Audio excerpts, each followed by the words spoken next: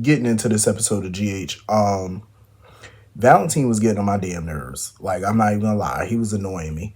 Um, I am happy that, Lulu now knows about the shooting with Charlotte, but that's, I'm glad she know. But that's what annoyed me the most with this whole situation is that Valentine still made that into an argument as to why Charlotte shouldn't go back to PC, which is totally stupid because he feels like Charlotte could be safer with him. How is that possible? The reason she was even shot in the first place was because of his damn daddy. All of this leads back to him. You know what I mean? That was all because of his little simple father. Like, a lot of this is on Valentine. And I totally agree with Lulu. What type of life is this for Charlotte? What type of life is it? You know what I mean? Because at the end of the day, I feel like Lulu is the better parent in this situation because she was the one that was concerned about the more important things, like school, her friends, you know what I'm saying? A normal life. Valentine didn't care nothing about that. Like, what about school? What is she going to do for education? That's life on a run, and with somebody after you, that's no way to live. And his life is crazy dangerous. Like, you got a sniper literally pointing a sniper at you right now. That's no life for a kid. And I'm glad Dante showed up when he did, to ask Charlotte if she wanted to come back home with them, because I think she should make that choice. She's old enough to make it, and I think she should go back home. I couldn't stand how Valentine was throwing it in Lulu's face, how she doesn't have a relationship with Charlotte, and that's stupid. I'm like, Lulu was kept away from that girl for a long period of time. Didn't even know she existed for a number of years. Then on top of that, she was in a coma for 4 years. But it's obvious that Charlotte loves her mother. Because even when Charlotte was in, Port Charles, she visited her mother regularly. So clearly she loved her. So I think a lot of what Valentine was saying was just nonsense, honestly. And I feel like Charlotte need to go. She need to go back home to be, live with her mom. Because Valentine obviously is not the person she should be staying with. Not in that type of environment. Running from place to place, don't have nowhere, significant to call home. You know what I'm saying? Just on the run from the law, from dangerous criminals. There ain't no way for that kid to live. And Valentine damn well know it. I can't wait to see Lulu confront Anna about the shooting now. That's going to be quite interesting. Anyway, moving on from that. I ain't gonna lie to y'all, like, I'm like super confused when it comes down to this whole Cassadine fortune. I'm confused. I like this whole storyline just don't make no damn sense. I thought Nicholas was in charge of the Cassadine fortune. It was his money. His money, Windermere, the company, I thought all of that belonged legally to him. So now you're saying, now it's being said that he had no right to give that to Ava in the divorce? That sounds stupid.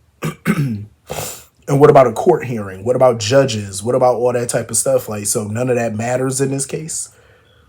So legally, she can't do anything about it. How the hell could they just possibly go into her account and take all that money back? It's not possible. Without a court hearing or anything. Like, you just dissolve the settlement. That's stupid. And that's what annoyed me. What annoyed me even more is watching Ava pretty much be desperate. Talking about how much she need that money. I'm like, since when? Like, is her art gallery not making no money? Because if it ain't, she need to put on a show and sell a painting or sell the damn place. Because how is she not making no money? Like, Ava never needed the Cassadine fortune. The Cassadine fortune, that was just extra money for her. That was just more money. You know what I'm saying? She always had her own money. So you mean to tell me they drained her entire account? They not only took back the Cassadine part of the money, but they took her her money too, that she made prior? Because where's that money? Because she owned the penthouse. Excuse me. She used to own the penthouse that Nina currently owns. Nina bought it from her, and I'm pretty sure that had to be at least like $2, probably $3 million. You know what I'm saying? Because luxury penthouses are not cheap. So I'm sure Nina, paid her a pretty penny for it. So where's all that cash at? You can't tell me she spent all that money. And Laura really annoys me with that whole blood money comment. Talking about the Cassadine fortune. Oh, that's blood money. I don't want Ace to have it because it corrupted Nicholas and Spencer. I don't feel like the money corrupted them. I feel like it was the way they were raised that corrupted them, quite frankly. It was look how they were brought up. I don't really think it was the money. Like I said before, I feel like if Laura and Kevin, if they raise Ace right, I don't feel like he would be corrupted by the money either. You know what I'm saying? Like if you raise him with the right values, he should be all right. And dispense the money to him little by little. As he get older, I would make sure that he can't get all of it at once. But yeah, it was crazy watching Ava be all desperate for that money. And it was funny as hell when she went to Alexis of all people. I'm like, now Ava, you tried to destroy that lady life. You can't possibly think she gonna help you get some money. And I loved Alexis's reaction too. Alexis was like, "Oh, you can't afford me," and slammed that door right in her face. That was funny as hell. That was funny because I don't even blame Alexis for doing it. After everything Ava tried to do to her, yeah, I would have slammed that door right in her face too. Like, nope, you go find you another sucker. But yeah, that whole Cassadine fortune story is just contrived as hell. Like, it makes no sense whatsoever. Anyway, moving on from that. So basically, Sonny and Alexis's whole conversation was more like a quid pro quo kind of thing. Like, I gave you information, now you gotta do something for me, basically. Because when she told him about Ava being broke, he was happy about it because now he know it ain't gonna be no lengthy custody battle. He could win it. You know what I'm saying? Because she's not gonna be able to pay legal fees and all that type of stuff. So he's confident that he can win. That whole conversation between Sonny and Alexis was stupid to me because Christina has worked for Charlie's for 6 years. I think it was Julian that even hired her. The only complaint Alexis ever had about Christina working at Charlie's, her biggest complaint, she wasn't happy that her daughter was a bartender. That was her biggest complaint because she felt like Christina could do better, which is understandable. I mean, most parents want that for their kids. Like, you want them to do better. You know what I'm saying? Be bigger, be better, make more money. You know what I'm saying? You don't want you didn't envision them being a bartender for their life. That's not what you envisioned. That was her biggest concern. Now her concern is the business legit? I'm like, come on now.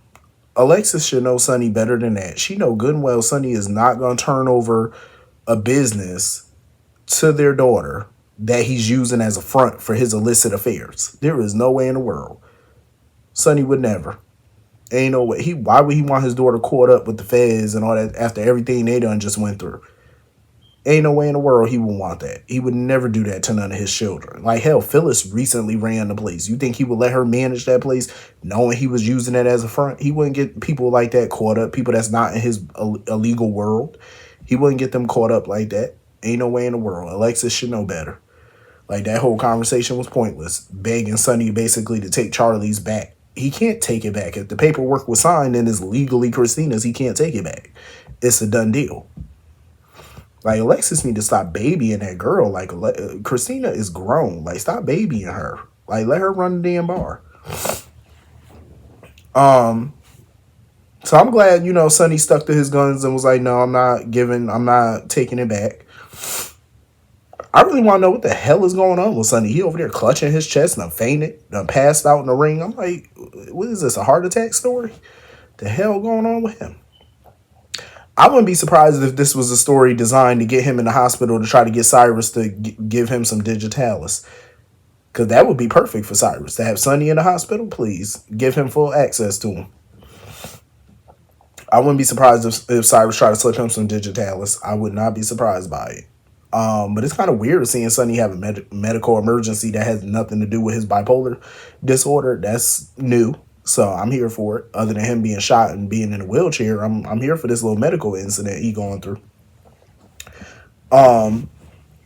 Moving on from that, I like what Christina did with Charlie's. The blue tone that she put on it and the new chairs and tables. I kind of like the vibe of it. It's very toned down. It has like a very, how you put it, like a relaxed environment. It looks very chill. I kind of like it. And plus, blue is one of my favorite colors, so I love it.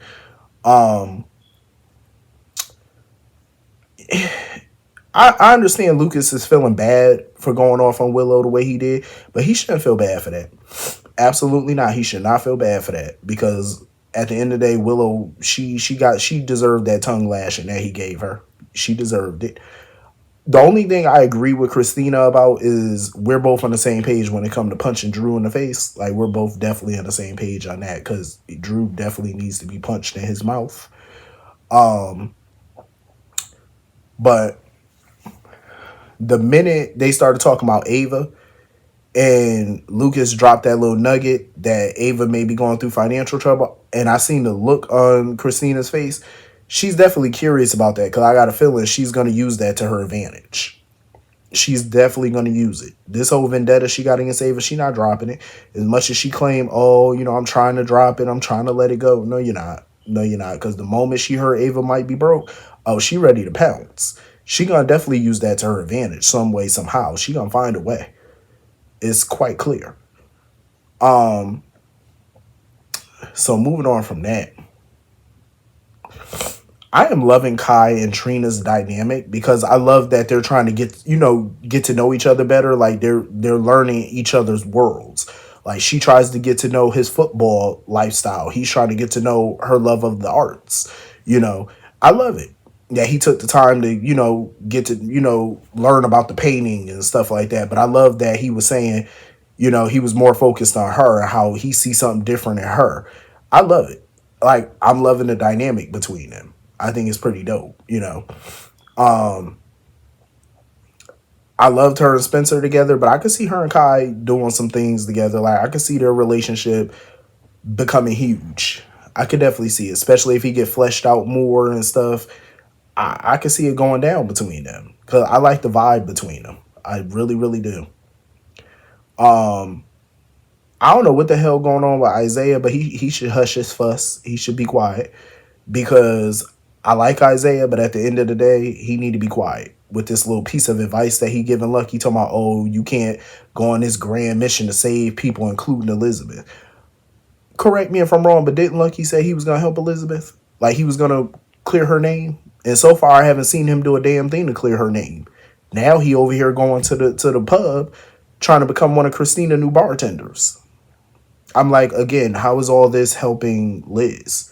Like, she's in dire straits at this point, because now they got the hospital lawyer involved and they want her to answer questions. And I'm glad Elizabeth refused. And I'm glad Rick showed up when he did and told her not to talk, because it's obvious that this whole thing is starting to get blamed on her, because now they're asking questions about a patient she had back in August that died.